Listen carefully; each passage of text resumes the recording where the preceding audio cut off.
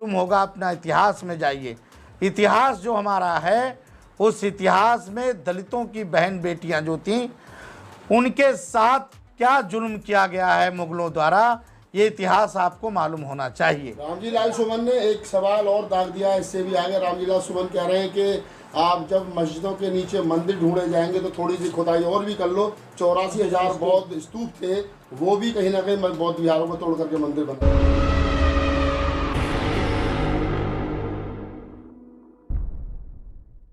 बताइए थोड़ा सा, आज आपने मीडिया को इनवाइट किया है, क्या है विषय जिस पर आज आप अपनी बात जो है वो विस्तार से रखना चाहते हैं? सभी देशवासियों को जय वंदे भारत। कौन पीछे बोला है? प्लीज 5 मिनट के लिए खाली रुक जाओ। चलें? सभी देशवासियों को नमो बुद्धाय, जय भारत माता, वंदे मातरम, जय भीम। साथियों, आज प्रेस के माध्यम से मैं देश के लोगों को बताना चाहता हूं, समाजवादी पार्टी के राज्यसभा सांसद दलित नेता रामजी लाल सुमन जी ने हाल में पार्लियामेंट में एक बयान दिया सांगा जी के बारे में कि उन्होंने बाबर को बुलाया। साथियों, राणा सांगा इस देश के लिए जो कार्य किया है, इस भारत माता के लिए जो कार्य किया है, उसको भूला नहीं जा सकता है। राणा सांगा ने 100 लड़ाइयाँ लड़ी हैं, जिसमें 99 लड़ाइयाँ उन्होंने जीता है और मुगलों शासकों को उन्होंने मार कर भगाया है। ऐसे व्यक्ति को टिप्पणी करना, मैं जानता हूं कि रामजी लाल सुमन का दिमाग हालत ठीक नहीं है और रामजी लाल सुमन जी से मैं कुछ प्रश्न पूछना चाहता हूं। लंबे समय से आप समाजवादी पार्टी से सांसद भी रहे, मंत्री भी रहे, वर्तमान में भी सांसद हैं। आपने बाबा साहब डॉक्टर अंबेडकर जी के बारे में कितना बार समाजवादी पार्टी के बैनर तले कार्यक्रम किया, और जब बाबा साहब डॉक्टर अंबेडकर पर कुटरघात हुआ तो कितना बार आपने पार्लियामेंट में बाबा साहब डॉक्टर अंबेडकर के लिए कदम उठाई। जब समाजवादी पार्टी का सांसद नगीना से यशवीर धोबी जी ने बिल को पार्लियामेंट में सोनिया गांधी से छीन करके और पार्लियामेंट के अंदर ही फाड़ दिया, तब आपको दलितों की याद नहीं आई। आज आपको सांगा जी के खिलाफ आवाज़ उठाना और मुसलमानों की तारीफ करना, ये देश को और दलितों को भाता नहीं है। जब अखिलेश की सरकार थी उत्तर प्रदेश में, अखिलेश जी ने हमारी जो नौकरियों के आरक्षण थी उस पर कुटरघात किया। जो दरोगा था उसको सिपाही बना दिया, जो एसडीएम था उसको नायब तहसीलदार बना दिया। आपने विधानसभा से लोकसभा तक कितना बार आपने इस पर आवाज़ उठाया। मुझे तो ऐसा लगता है कि आप मानसिक रूप से पागल हो चुके हैं। आपकी जगह पार्लियामेंट नहीं, पागल खाने में होना चाहिए। भारतीय बौद्ध संघ ने ये ठाना है कि अगर दोबारा आपने पार्लियामेंट में राणा सांगा के बारे में अगर कोई भी टिप्पणी किया तो आपके दरवाजे पर खड़ा होकर के मैं आपके मुंह में काला पोतूंगा और आपसे जवाब लूँगा। ये आज मैं आप लोगों को बताना चाह रहा हूँ मीडिया के माध्यम से।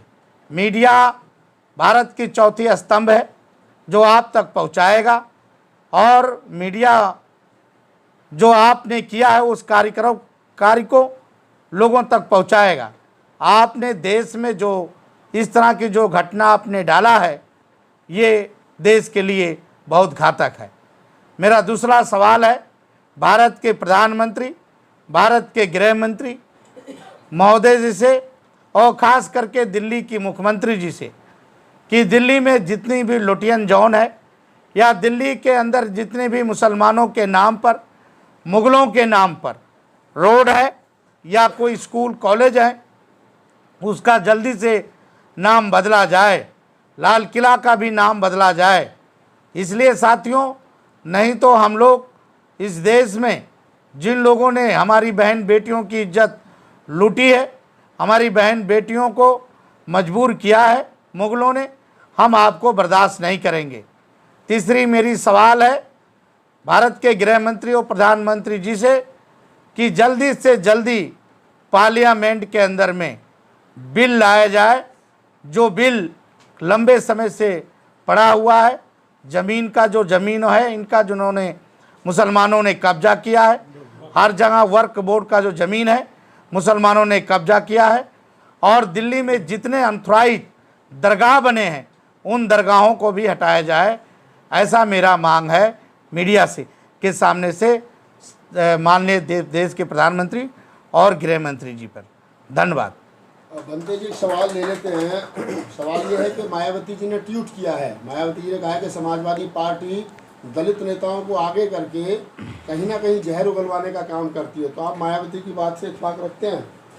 देखिए, मैं आपको बता देना चाहता हूँ कि ये मायावती जी की सोच होगा कि इस तरह से वो बातें कर रही हैं। वो भी मुलायम सिंह की सरकार में, वो उनकी सरकार पहले शुरुआत में रही उनके साथ, बाद में उनकी लड़ाई हुई, बाद में दोबारा वो 2019 में मिलकर के अखिलेश के साथ चुनाव लड़ी और अखिलेश के साथ उनकी अच्छी बनी, समाजवादी के साथ रही।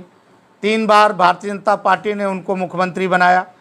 और जो बात रही मायावती जी का, वो तो राजनीतिक बातें हैं, लेकिन हम लोग जो आज बात कर रहे हैं कि रामजी लाल सुमन पर कि समाज पे कितना उन्होंने काम किया है, वो जनता को बताना चाहते हैं कि राणा सांगा पर टिप्पणी करना आसान बात है।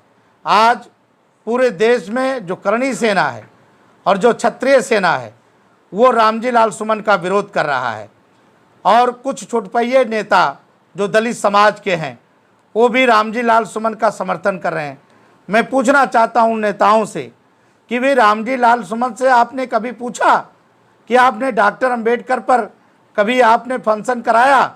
डॉक्टर अंबेडकर के नाम पर जो जिला मायावती जी ने बनाया था और जो बाबा साहब डॉक्टर अंबेडकर जी के विचारों के लोग जो नेता थे उनके जो नाम पर कॉलेज बनाई गई थी, उसको जब आपकी सरकार आई तो मुलायम सिंह यादव की जो पुत्र हैं अखिलेश जी जब मुख्यमंत्री बने तो उन्होंने सब मिटा दिया, सारे चीज़ें मिटा दिए। तो आपने उस समय तो नहीं बोला कि हमारे दलितों के साथ कुटरघात हो रहा है। आज आपको राणा सांगा के बारे में कैसे याद आई? क्यों राणा सांगा? वही राणा सांगा जिन्होंने सनातन की लड़ाई लड़ी, जिन्होंने वीरों की लड़ाई लड़ी। उस समय तो दलित समाज भले आज बौद्ध बन गया है, उस समय तो दलित समाज सनातनी था, उस समय तो हिंदू धर्म के ही लोग थे। तो साथियों, मैं पूछना चाहता हूँ कि राणा सांगा ने अपनी वीरता दिखाई है, ना कि कायरता। तो कायर जो लोग होते हैं उनकी बड़ाई नहीं करनी चाहिए, कायर लोगों की बड़ाई नहीं करनी चाहिए, लेकिन वीरता जो किया है राणा सांगा ने उसकी उन्होंने। सुमन ये कह रहे हैं कि जो अकबरनामा किताब है जो खुद अकबर ने लिखी है, जिसमें अकबर ने अपना जीवन परिचय लिखा है, उसमें अकबर ने ये कहा है कि मुझे राणा सांगा के ने मैसेज भेजा था कि आप भारत पर चढ़ाई कीजिए और मैं जो है वो आपका साथ दूंगा। तो एक तरीके से इन्विटेशन तो राणा सांगा ने दिया था ना। देखिए, राणा सांगा ने क्या कहा, मैंने बताया आपको कि राणा सांगा जी ने 100 लड़ाइयाँ लड़ी और उसमें उन्होंने 99 लड़ाई जीती है, और वो मुग़लों से जीती है, किसी और हिंदुओं से नहीं लड़े वो कि हिंदुओं से लड़ाई लड़ी है, मुग़लों से लड़ाई, उनकी लड़ाई मुग़लों की थी। और राणा सांगा के ज़माने में अकबर जो आया, अकबर के बाद हमारे देश में औरंगजेब उनके ही ख़ानदान के लोग थे। अकबर, औरंगजेब, तुगलक, ये जितने भी मोहम्मद गोरी, मोहम्मद गजनवी जो लोग आए, उन्होंने मंदिरों को तोड़ करके मस्जिद बनाया है। और मंदिरों को तोड़ करके मस्जिद जब बनाया तो आज देश के हालात देखिए। आज देश में जब हिंदू एकता आई, सनातन एकता आ रही है, बौद्ध एकता आ रही है। जब हम मंदिरों की बात कर रहे हैं तो मस्जिदों के अंदर जब मंदिर निकल रहा है तब मुसलमानों को दर्द हो रहा है। और ख़ासकर जो मुसलमान के हिंदू चमचे हैं, अखिलेश यादव जी, सुमन जैसे लोग, इनको मुसलमान की राजनीति करनी है, उनको देश की राजनीति नहीं करनी है। देश को टुकड़ा होना चाहिए, देश की राजनीति। भारतीय जनता पार्टी देश की राजनीति करती है, देश के हित की बात करती है। इसलिए मोदी जी जब 2019 में चुनाव जीत के आए तो उन्होंने कहा सबका साथ, सबका विकास, सबका विश्वास। हम सबके साथ काम करना चाहते हैं, सबका विकास करना चाहते हैं। लेकिन साथियों, आपको मालूम होगा, अपना इतिहास में जाइए। इतिहास जो हमारा है, उस इतिहास में दलितों की बहन बेटियां जो थीं, उनके साथ क्या जुल्म किया गया है मुगलों द्वारा, ये इतिहास आपको मालूम होना चाहिए। रामजी लाल सुमन ने एक सवाल और दाग दिया, इससे भी आगे रामजी लाल सुमन कह रहे हैं कि आप जब मस्जिदों के नीचे मंदिर ढूंढे जाएंगे तो थोड़ी सी खुदाई और भी कर लो। 84,000 बौद्ध स्तूप थे, वो भी कहीं ना कहीं बौद्ध विहारों को तोड़ करके मंदिर बनाए गए।